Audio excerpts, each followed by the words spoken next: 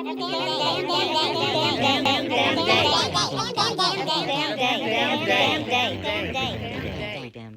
damn day. Hello, everyone. It's Jerry at the Fledge, and welcome to another episode of Every Damn Day. And today we've got our good friend Rita on, and we are going to talk about what it's like to be on a city council, creating a creative collective, and a run for county commissioner. So we got a lot to pack in, don't we? Yes, we do. So, but first off, how are you today?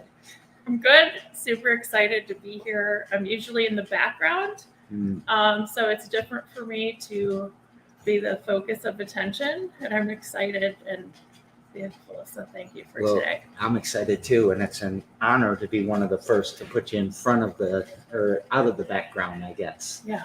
So let's start with you. Tell us your backstory, if you will. All right. Who are you?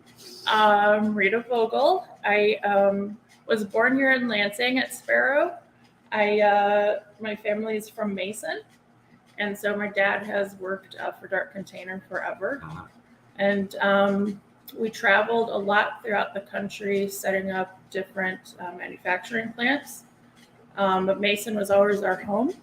And then I had moved away and came back 10 years ago and noticed a need in my community. So then I ran for election in 2015, and I won my seat for Mason City Council, and it's a pleasure to serve, and I've just always loved my community. So We were talking earlier about the first thing that popped in my head when somebody said Mason, and I know what the second thing is now. It's Dark Container. I sort of forgot for a second. yes, Yeah. and the first one he said was the jail.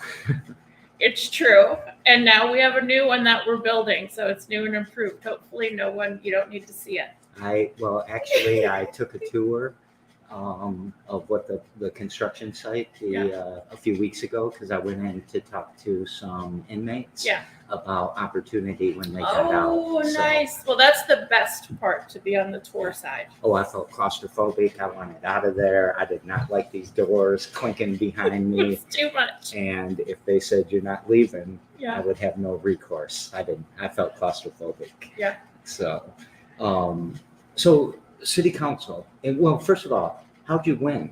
Was it like, were you really popular in high school? Did you pull friends with you? I've always been a leader. Yeah. I was our class president. Okay. But I also want to add to that, like I was also our class clown.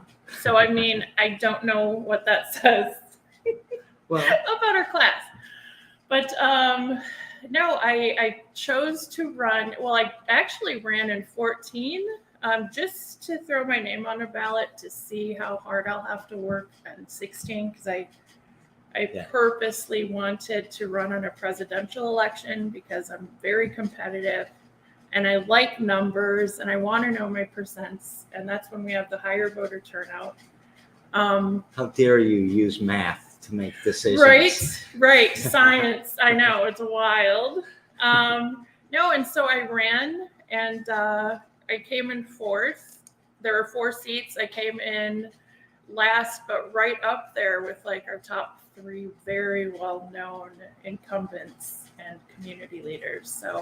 So do they have wards like we have in Lansing, or Nope. is it just the top 4 or whatever? Yeah. How many city council people are there? We have 7 seats, and we do 4 and 2 or 3. So we alternate.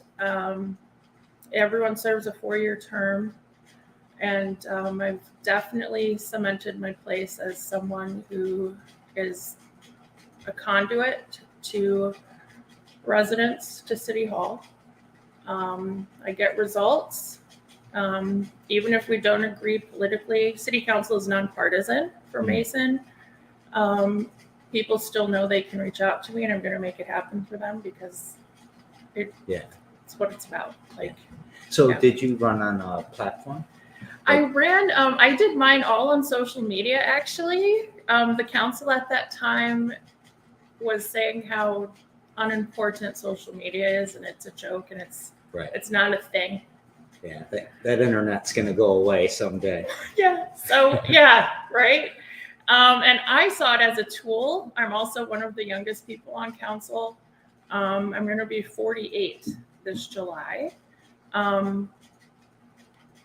So I intentionally ran and won my re-election recently, just straight up social media, no yard signs. I went green with that. You know, there's a lot of talk on, you know, how much waste our campaigns create. Oh, yeah. And so I'm really into digital and word of mouth and face-to-face and creating atmospheres to get your platform out and not really just kind of adding more paper. Yeah. We worked with a lot of campaigns that at the end were trying to figure out how to reuse their signs. And we did come up with a great idea. It was actually, I'm not going to say her name because I'm going to say something else too. But to make these little beds for homeless people. And she had spent a lot of time stealing Trump signs. So she had tons of Trump signs that we figured out how to cover so we'd never know that they were there. And so she disappeared them. So that to me was funny.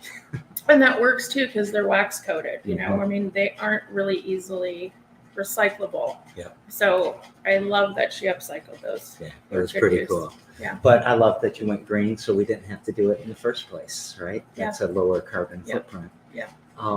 Is that one of your important issues? Well, my mother is Polynesian, born and raised in Hawaii. And so I lived there too, on and off. And that's just literally part of our world. Everything we do, everything we buy at the store, like you are consciously knowing how you're going to dispose of that later. So it's just kind of always been on the back of my mind to just really appreciate nature. And I think that's from my indigenous side, but then that's just also, again, math, right? Yeah. So you're taking me somewhere because we talked about dark container and then how you're going to dispose of it. And they do styrofoam. Yes. A lot of styrofoam. Polystyrene, right? The white gold. And as my father being a high-level executive, I remember, I think like in middle school, we're learning about our carbon footprint and recycling. And I was so amped up for my teacher's message. And I went home and at dinner, I think we had family over, and I was just like, Dad, you're the worst. You work for a company that, blah, blah, blah. And then I kind of realized, one, don't bite the hand that feeds you, right? But then I also learned how much dark container actually does do. Because at that time, they pick their trash up, actually. So like they'll take their trash from KFC, and they were making DVD, CD cases. And so that was new, and I really didn't understand that and know that. I worked with them on a project once, and they, it's really about how you get the styrofoam back to them. It's how you get it back. Because they can reuse, they can recycle. Yeah, and then they have really exciting things too, because they have like dinnerware that they're doing at one time is bamboo, right? So they are exploring other textiles and fibers and. Yeah. So it is exciting. I know there's a lot going on there, and it's hard to remember that they're like $1 billion global leader industry. Now you're going to take me into the in our tiny little town, right? And it's important. It's exciting. Yeah, they produce several billionaires in their family. Yes. Right? Yeah. So, but we won't go down that rabbit hole. Yeah. Right. Yeah. So. Or did we create billionaires by being consumers? We created billionaires by being consumers. Who's really culpable? Sure. Yeah, consumerism. We're going to go there too. No, we can. We're going to need more shows. I think we should do more shows. Yeah. But let's go back to city council and what was the thing you learned about your community and how you could help them? Oh, this is excellent. So I learned. Jerry, that city council wasn't enough.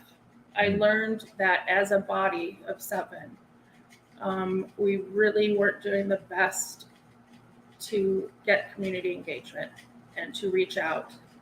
I had an issue. They're like, when I first moved back, people were like, Rita, yay, you're home. Here's what's going on, and they're talking to me about heroin.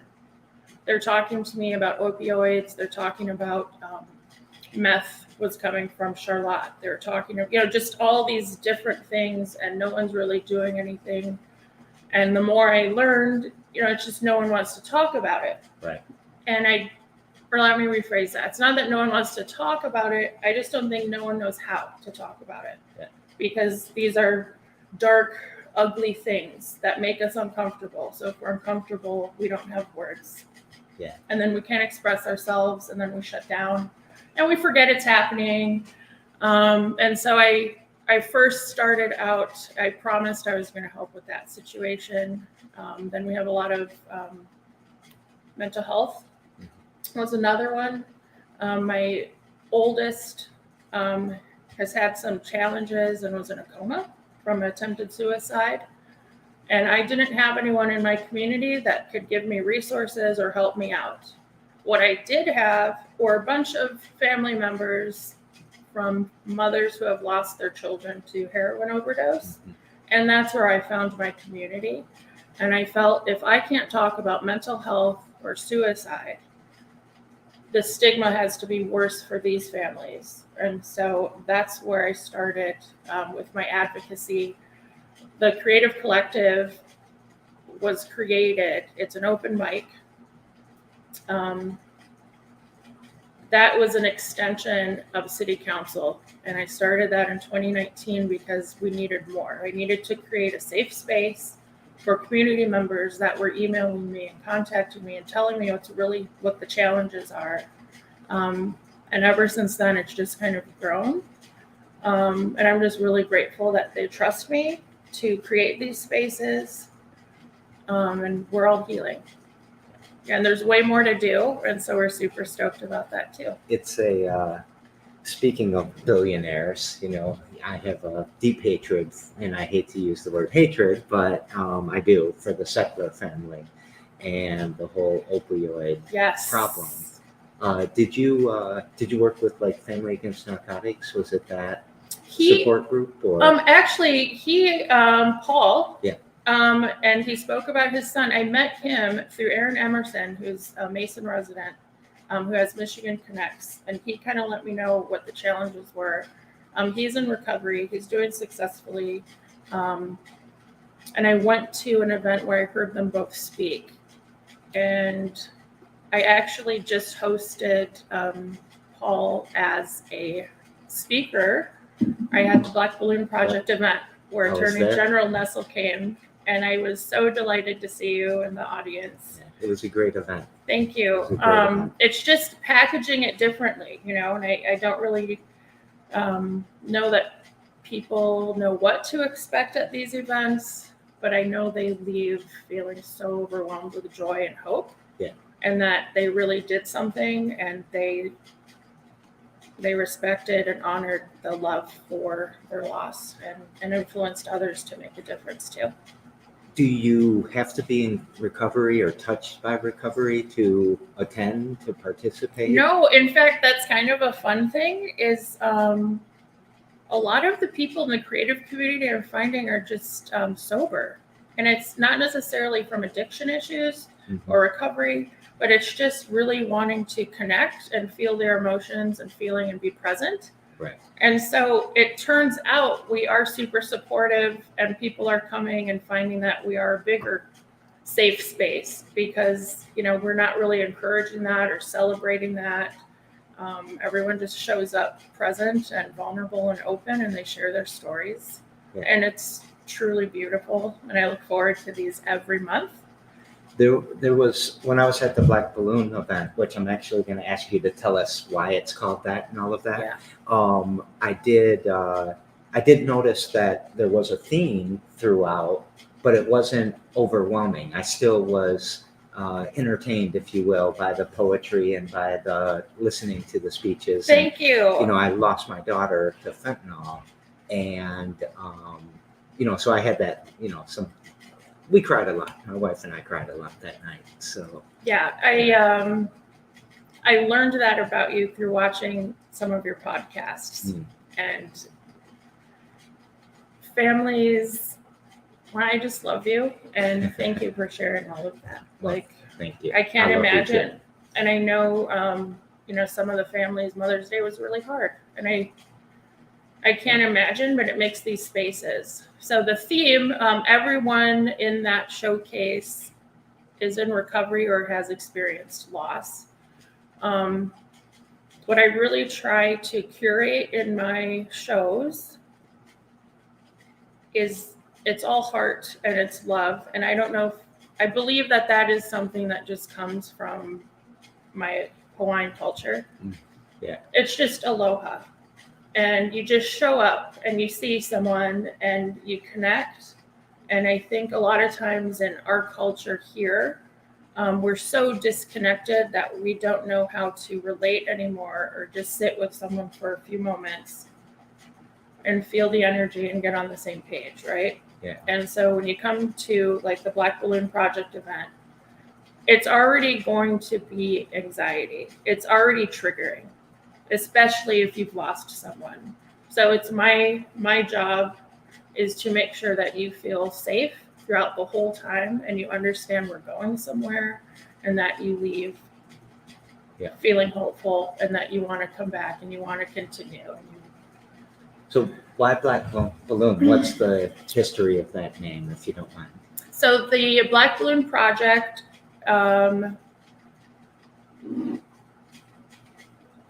this is interesting. Well, I love helium and I do love balloons, but the Black Balloon Project was originally to show just how prevalent it is, because I think the stigma, again, right? We want to assume heroin, drug abuse, you're trash, you're white trash, you're crap, you're raised right.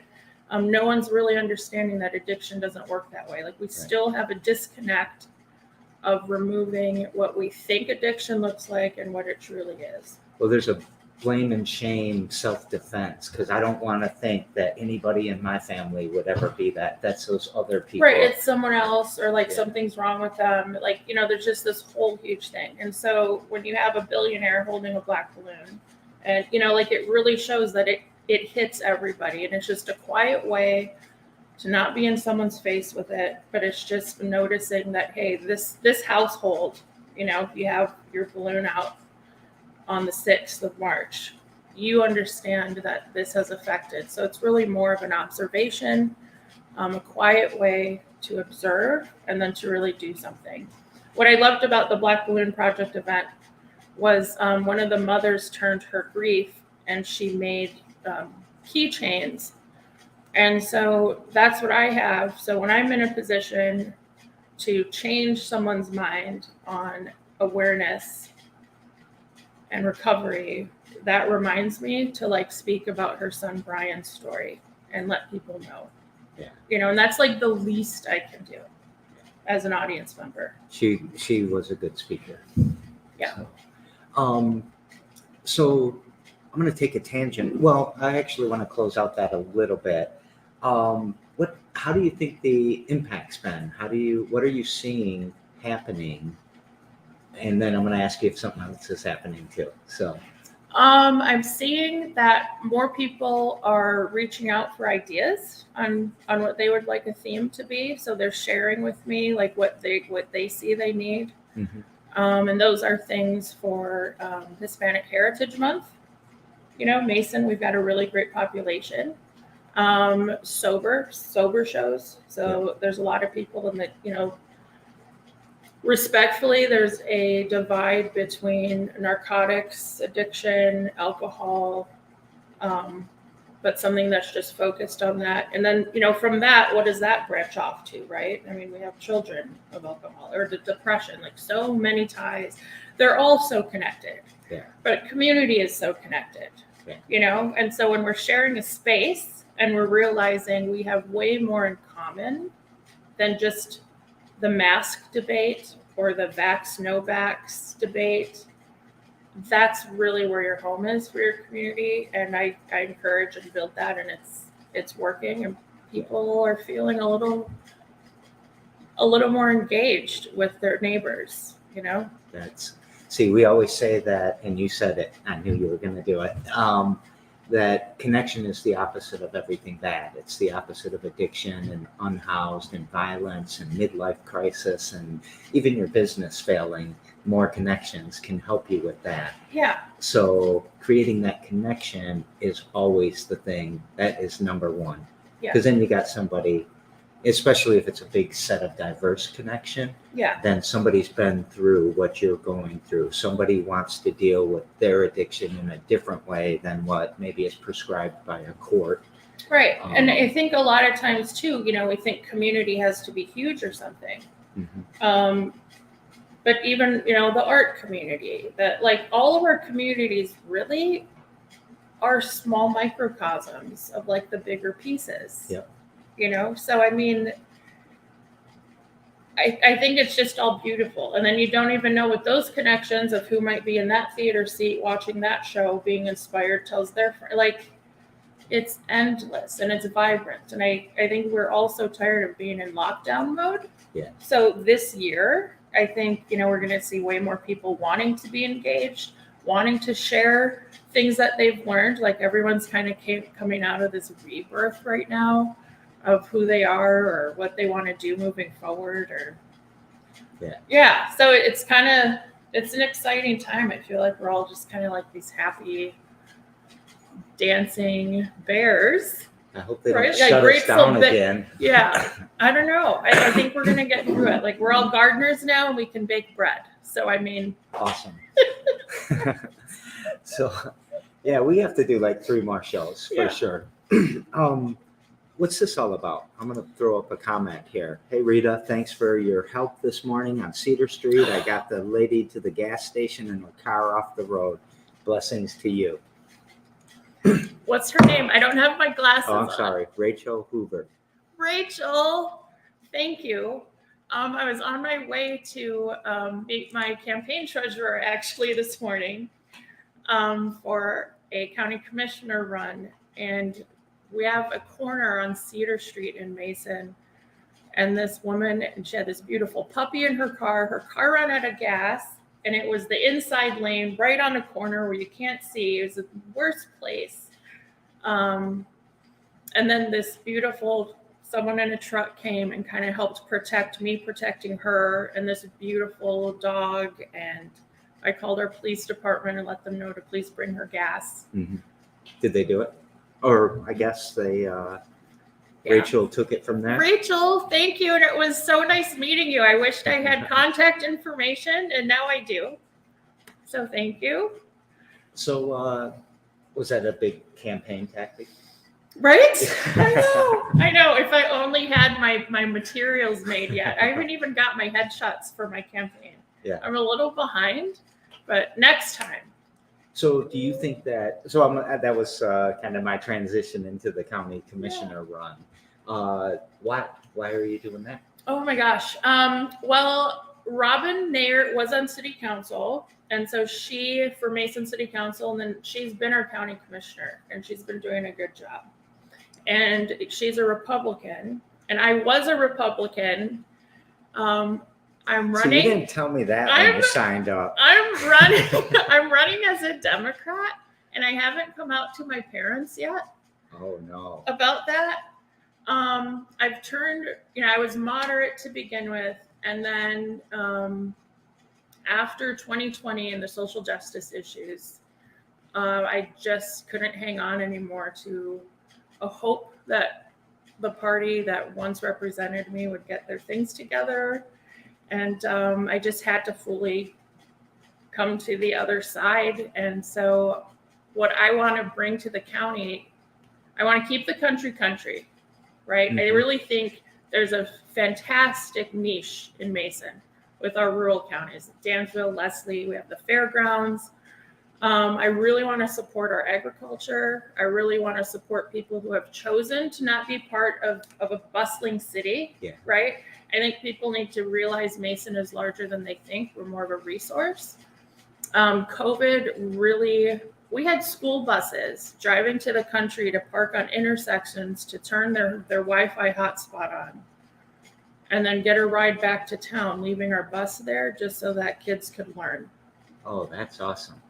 So there's no Decentralized. well, they don't have connection out there. Mhm. We need Wi-Fi out there. They need healthcare. They need to be able to contact. They need to be able to see like alerts are happening for like health issues, right? We had how many over this pandemic. So this really poked holes in what we need to do better. So I would really just like to use my resources, I love being I'm a networking enthusiast. And so my relationships and my results, I really think I could help get the funding to be able to hook them up with Wi-Fi. And after that, just kind of back out and do what I can to make sure like farmers are supported and we get funding. Our fairgrounds really need attention.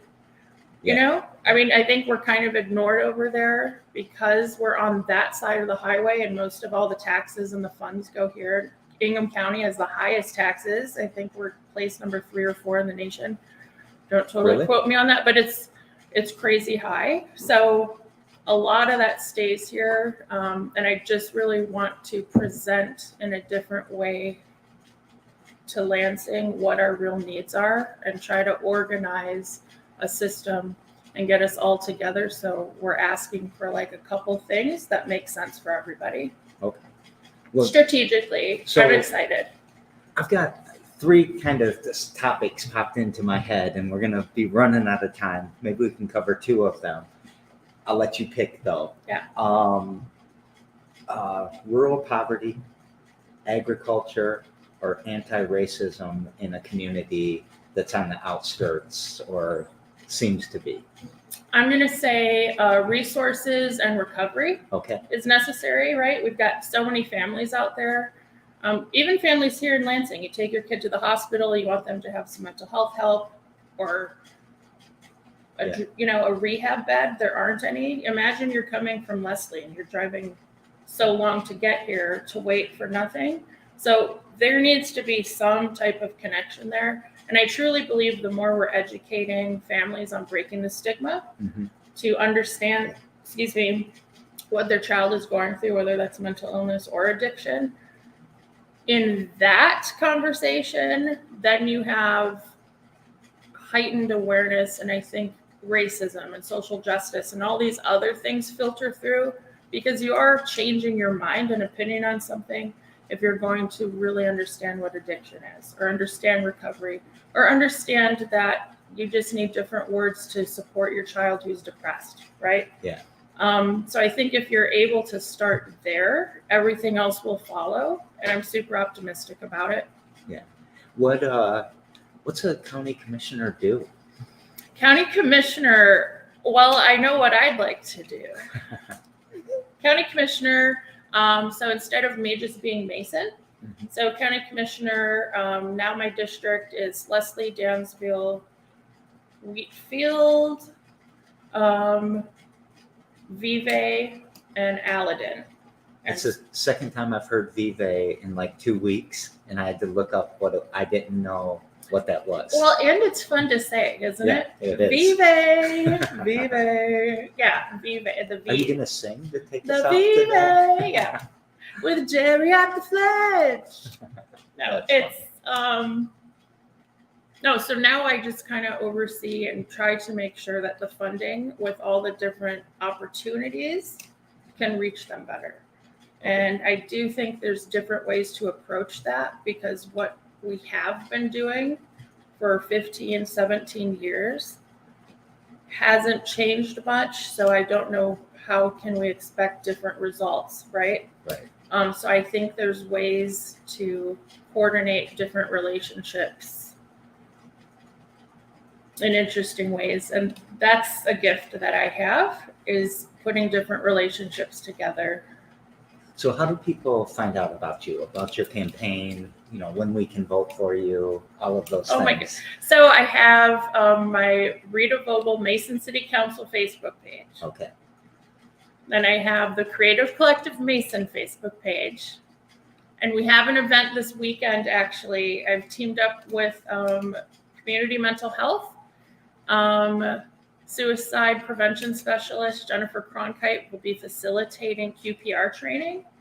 And so QPR. You gotta know what that is. QPR is question, persuade, and refer. And so that's a certification course. It's paid for and sponsored.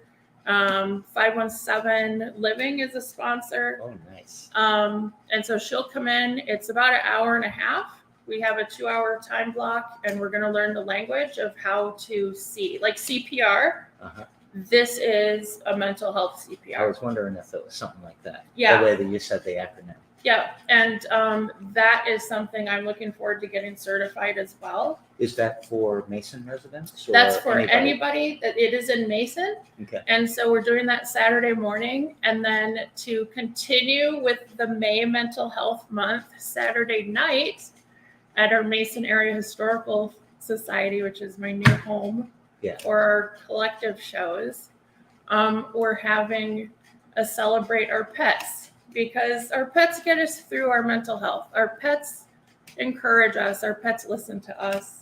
And I thought, what a beautiful way to introduce the community to open mic with something that's not scary. And who doesn't want to hear about somebody's cute dog? You know, That's right. I know. And everything rhymes with cat. It does. It's easy for an I open know. mic, right? And so I'm hoping too that our police department, our new dog, we got a new dog. I'm really hoping Tamarack makes an appearance.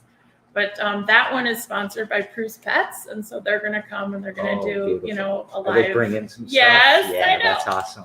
I don't know what they're bringing, but that's just beautiful. And people, that came up because friends of mine in Mason were talking that they go to PetSmart in Frandor for their things, and I'm like, they should just go like a little further and go to Prue's. And I thought Prue's needs to be here in Mason to give them that option, because it's mom and pop, it's shopping local, you know, and they're fun and exciting. They educate our kids. So I'm just like, those connections make sense.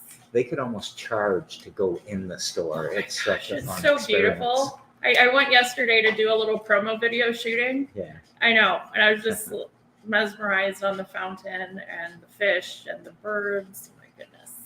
Well, little known fact, Peppo has a crypto wallet address because of Zero sitting over there, so that we can tip her after she makes us feel better. Oh my goodness. So that's is that on her chain? Not yet. We're lazy. Peppo, I just learned today, you guys, that's the cat. Oh, yeah. Thank you. She's a beautiful black cat. Beautiful coat. Yeah, she's a nice one. Yeah. So, in all the many things that you're trying to accomplish, I think recovery sticks out the most, or the opioid crisis, or however you might want to label it.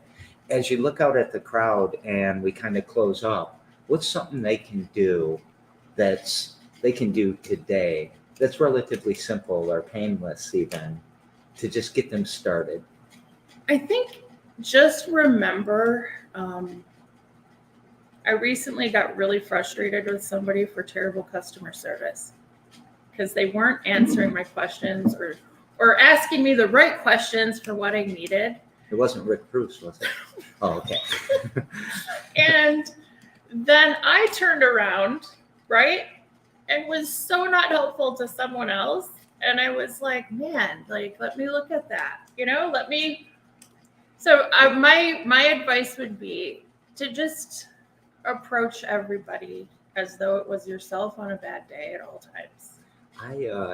I usually don't expound on this at the end here, but I've been thinking all week about my biggest regret that I do throughout a week is whenever I lose grace with somebody, when I'm frustrated or I'm reactive and I lose that grace, and it never makes me feel so horrible to do that, and it's something I'm going to try to never lose grace. I think the best thing, one, is when you know what grace feels like, you know, that's a whole different vibe. Like, that's a whole different high. And I think when you lose it, that's why it feels so, because you're so disappointed, because you're cruising along in this really amazing space that not everyone knows, right? And then that happens. But the best part is you get back up there. And the people who really know that how you react isn't about you, you know, that's your people. because Well, thank you so very much for being on the show. And that's a wrap, everybody. You want to say anything in the thank goodbye? you so much. Thank you, Jerry. I've been a fan of his forever. Are we done? Yeah. Well, Okay. we're almost there. We're not quite off air yet. But thank you so very, Yeah. very much. This was fun.